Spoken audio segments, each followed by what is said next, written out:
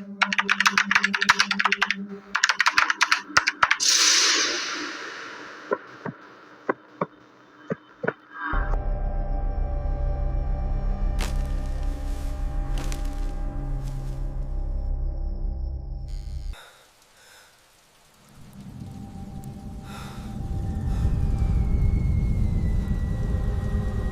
email came in at 2:17 a.m., not 2:16, not 2:18, 2:17 a.m., the exact minute Daniel Pierce would later write down in a shaking hand over and over again, like somehow precision might give him control over what followed. Subject line, still available, no name, no greeting, no punctuation beyond that one question mark. Just two words that looked harmless, almost routine, the kind of message you'd expect after posting anything on Craigslist, except Daniel hadn't posted anything. He stared at the screen, the pale glow of his laptop painting his apartment in washed-out blue.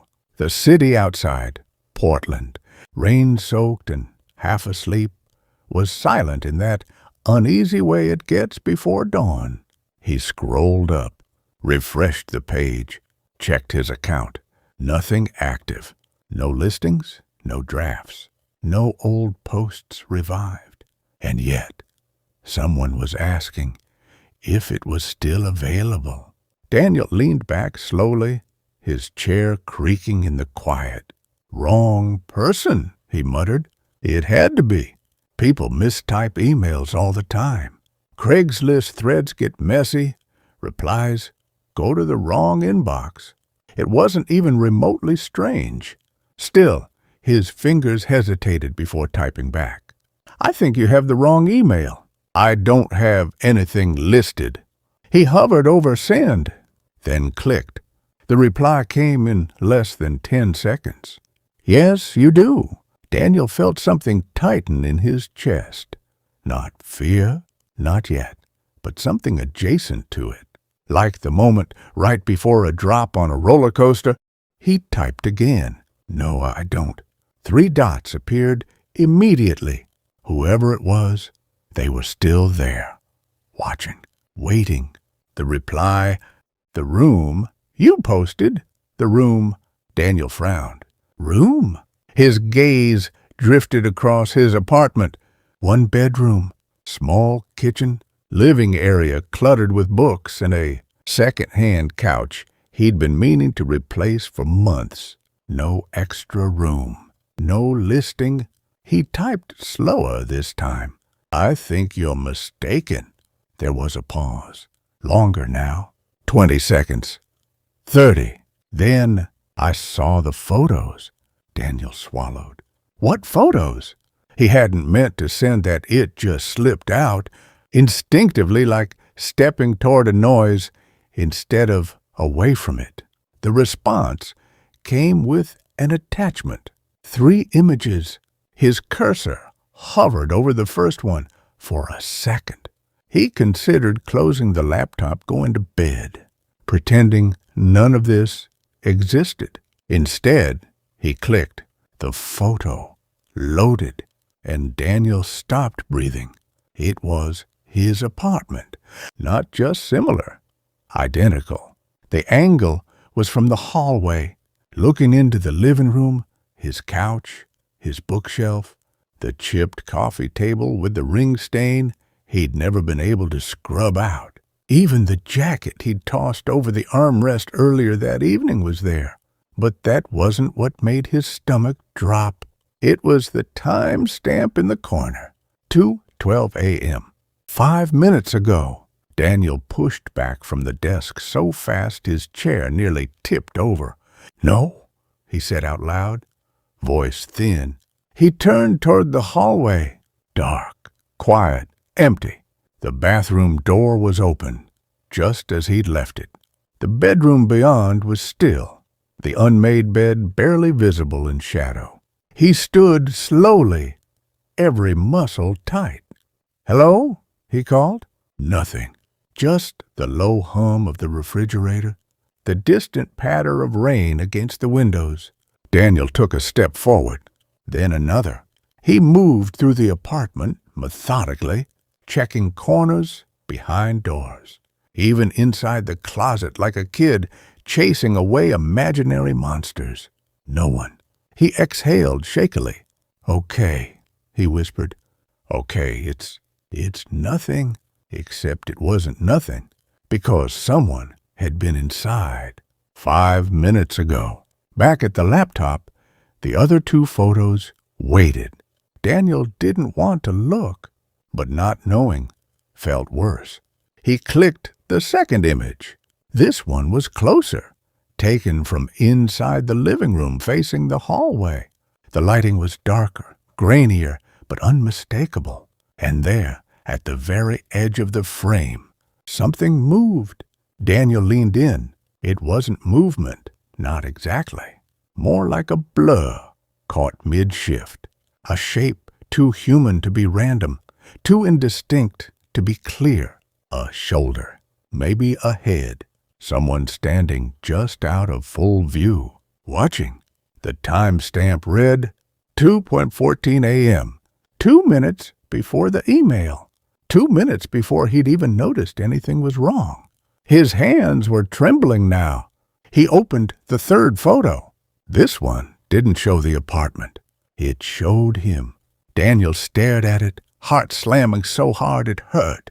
He was sitting at his desk, back turned to the camera. The laptop glow illuminated his face in profile, frozen in that exact moment from earlier when he'd been staring at the first email, trying to understand it. The angle was from behind him, close, too close, like someone standing just a few feet away. The timestamp, 2:16 a.m., 1 minute before the message. Daniel didn't realize he'd knocked the chair over until it hit the floor. He spun around. Nothing, just the empty apartment. But it didn't feel empty anymore. The chat window blinked. Another message. "So, is it still available?" Daniel stared at the words. His fingers hovered over the keyboard, but he couldn't bring himself to respond. Instead, he typed into a different tab. Craigslist. He logged in again, heart pounding. Still nothing under active listings. But then he clicked My Account, then Postings, then Archived. And there it was, a listing he had never created. Title, Private Room, Quiet, Safe, No Questions. Posted tonight, 1:58 a.m. Daniel opened it. The description was short. 1 room available. No background checks. No lease. No questions asked. Must be comfortable with shared space. Must not mind being watched. His throat went dry. Below the text were the same 3 photos. The ones in his inbox. The ones taken inside his apartment. The contact email listed was his. The chat window blinked again. "I'm nearby." Daniel's chest tightened. "No," he whispered. Another message. "I can come now." He slammed the laptop shut. The sudden silence felt heavier than the noise. For a moment, he just stood there, breathing hard, trying to think. Call the police. That was the obvious answer. He grabbed his phone, then hesitated. What would he say? Someone emailed me strange photos? There's a fake listing? They'd ask if anything was stolen, if anyone had threatened him, if there was actual evidence of a break-in. He looked around again. Everything was exactly where it should be, except it wasn't, because someone had been here and might still be. A knock echoed through the apartment. Daniel froze. It was soft, polite, 3 gentle taps from the front door. His pulse roared in his ears. Another knock. "Hello," a voice called. Male, calm, Friendly. Craigslist? Daniel didn't move. I saw your post, the voice continued. About the room? Silence. Then, softer. I'm not a problem, man. I just need a place. Daniel's eyes darted toward the door. The deadbolt was locked. He knew it was. He always locked it. But somehow, that didn't feel like enough. I can pay cash, the voice said. A pause. Then, I don't mind being watched. Daniel's stomach twisted. He took a step back. Another. The floor creaked beneath him, and the voice outside the door stopped. For a moment, there was nothing. Then, a slow, deliberate whisper. I know you're in there. The second story didn't start with a message. It started with a couch, a cheap one, beige, slightly worn, the kind you'd scroll past a dozen times before noticing the price was almost suspiciously low. Free. Must pick up tonight. That was the listing. No photos, just an address in the outskirts of Tulsa and a phone number. Megan Carter almost skipped it. But rent had just gone up. Her hours had been cut. And the idea of a free couch, even a questionable one, felt like a small miracle. She texted the number. Is the couch still available? A reply came quickly. Yes, tonight only. She hesitated. Tonight was vague. It was already past 9 p.m., and the address was a 25-minute drive from her place. Still, free was free. Can I come now? 3 dots appeared. Then, yes, come alone. Megan frowned. That was a little weird, but not unheard of. People get cautious with strangers showing up. Maybe they didn't want a group. She typed, I'll bring a friend to help carry it.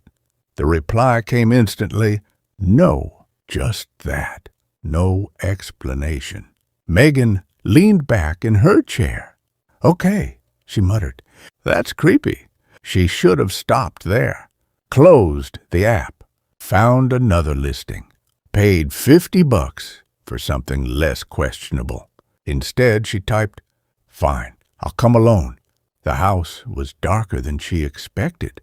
Set back from the road, surrounded by tall, untrimmed hedges that swallowed most of the light from the street. Megan parked at the curb, engine idling. Just grab the couch and go, she said to herself. Her phone buzzed. A new message. Door is open. Come in. She stared at it. Seriously? No porch light. No visible movement inside. Every instinct told her to leave. But then she thought about her empty living room, the folding chair she'd been using for weeks. She grabbed her keys, stepped out of the car. The front door creaked when she pushed it open. Hello? She called. No answer. The air inside smelled off. Not rotten. Not exactly. Just stale. Like a place that hadn't been properly lived in for a long time. Hi? She tried again. Still nothing. The living room was dimly lit by a single lamp in the corner, and there it was, the couch. Beige, worn, exactly as described. Megan exhaled. Okay, she whispered. This is fine. She stepped inside. The floorboards creaked under her weight. Hello? She called one more time. I'm here for the couch, a voice answered from somewhere deeper in the house. Take it. Megan jumped. Okay, thanks. The voice was wrong, flat, hollow, like it wasn't quite coming from a person. She moved toward the couch, heart beating faster. Do you want me to leave the money somewhere? She asked, half joking. No money, the voice said. A pause.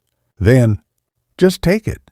Megan set her hands on the couch. It was heavier than she expected. Great, she muttered. She tried lifting one end. It barely budged. "Okay," she called. "I might need—" The voice cut her off. "Don't go upstairs." Megan froze. "I wasn't—" "Don't," the voice repeated. Silence followed. Thick, pressing. Megan swallowed. "Got it," she said. She had no intention of going upstairs. None at all. But now she couldn't stop thinking about it. The staircase sat just beyond the living room, partially hidden by a narrow hallway. Dark, narrow, leading up into deeper shadow. Megan turned her back to it, focused on the couch. "Just get it out," she whispered. She adjusted her grip, pulled harder. The couch shifted slightly, and something underneath it moved. Megan froze. "Hello?" No answer. She crouched slowly, peered beneath the couch. At first, she saw nothing, just darkness.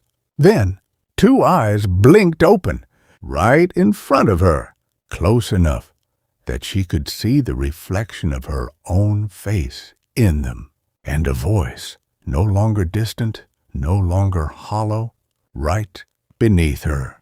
You weren't supposed to look. The third story ended with a voicemail, but it began with a simple ad. Night security, easy money, no experience needed. Ryan Lopez almost laughed when he saw it. $300 a night to sit in a building and monitor activity. It sounded like a scam, or worse. But the contact number was local. The email looked normal. And after 3 weeks of job hunting with nothing to show for it, Ryan was running out of options. He sent a message. Within an hour, he had the job. No interview, no paperwork, just an address and one instruction. Do not leave the office between 1 a.m. and 3 a.m. Ryan stared at that line for a long time, then shrugged. Easy enough. The building was old, not abandoned, but close. A 4-story office structure on the edge of an industrial district, surrounded by empty lots and flickering streetlights. The kind of place that felt forgotten. Ryan parked out front, engine rumbling in the silence. "Creepy," he muttered. But $300 was $300. He grabbed his bag, headed inside. The office they'd assigned him was on the 3rd floor. Small, windowless, a desk, a chair, and a bank of security monitors showing different angles of the building, most of them empty. Hallways, stairwells, a lobby with a vending machine, nothing unusual. At exactly midnight, his phone buzzed. A text. Shift started. No name, no signature. Ryan typed back, "Got it." Another message followed. "Remember, 1 sound to 3 do not leave." Ryan rolled his eyes. Yeah. At 12:47 a.m., the first camera flickered. Ryan leaned forward. "Come on," he muttered. The feed stabilized after a second. Probably just old wiring. At 12:59, his phone buzzed again. "Stay in the office." Ryan didn't respond. At 1 a.m. exactly, every monitor went black. "Okay, that's not funny." Ryan stood up, tapped the screen. Nothing. "Seriously?" He reached for the door. Stopped. The instruction echoed in his mind. "Do not leave between 1 and 3 now." He looked back at the monitors. Dead. Then one screen flickered back to life. Not a hallway, not a stairwell. The office. His office. Ryan frowned. The camera angle was wrong. Too high, too far back, like it was mounted in a corner that didn't exist. And on the screen, he was still sitting in the chair, perfectly still, staring straight ahead. Ryan turned slowly. The chair behind him was empty. The version of him on the monitor smiled, and the phone in Ryan's hand buzzed one last time. Voicemail received. He didn't remember dialing, didn't remember hearing it ring, but his thumb moved anyway. Pressed play, and his own voice filled the room, whispering. Panicked, recorded from somewhere very close. Don't open the door. It's already inside.